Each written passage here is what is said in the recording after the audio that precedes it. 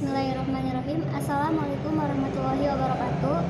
Saya Gina Andriani dari kelas 12 akuntansi 3 akan menjelaskan tentang perusahaan manufaktur. Sebelumnya, apa itu perusahaan manufaktur? Jadi, perusahaan manufaktur itu adalah perusahaan yang bergerak dalam perakitan bahan baku untuk dijadikan produk tertentu. Bagaimana karakteristik perusahaan manufaktur? Yang pertama, proses produksi.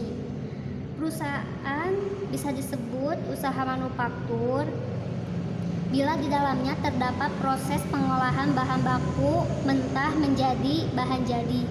Yang kedua, jenis persediaan. Pada jenis persediaan, menurut para pakar ada 3. Yang pertama yaitu bahan mentah, yang kedua produk setengah jadi, yang ketiga produk jadi. Yang ketiga, biaya produksi.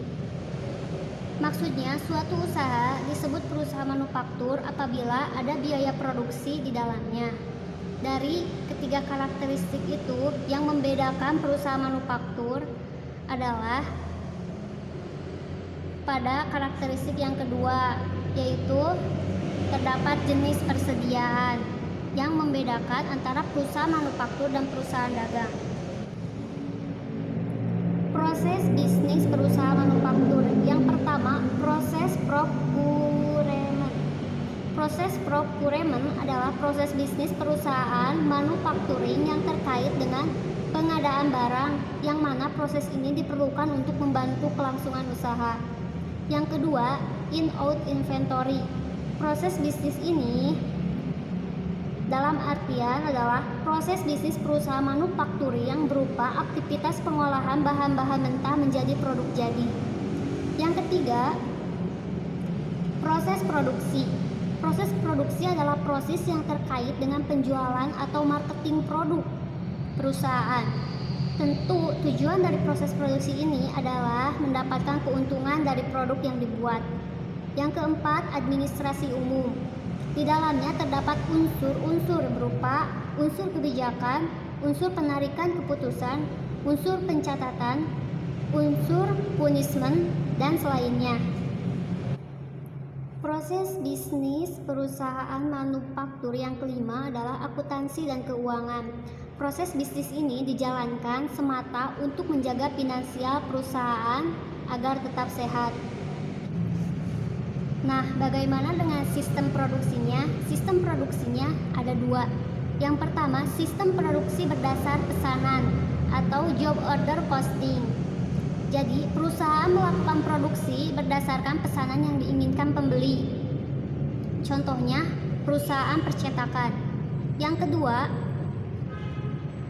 sistem produksi berdasarkan proses perusahaan melakukan produksi berdasarkan skedul produksi yang dibuat perusahaan. Contohnya perusahaan semen. Adapun contoh perusahaan manufaktur di Indonesia, yang pertama ASII atau Astra International Tbk. Yang kedua FPNI atau Titan Kimia Nusantara. Yang ketiga ADES atau Akasa Wira International Tbk. Ada juga contoh laporan keuangan pada perusahaan manufaktur. Contoh laporan harga pokok produksi, lalu laporan laba rugi, kemudian laporan neraca, dan juga laporan perubahan modal.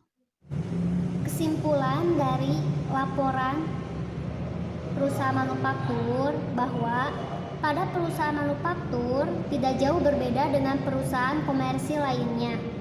Yang membedakannya adalah pada laporan keuangan manufaktur terdapat laporan pokok produksi. Sekian yang dapat saya jelaskan, semoga bermanfaat bagi kita semua. Wassalamualaikum warahmatullahi wabarakatuh.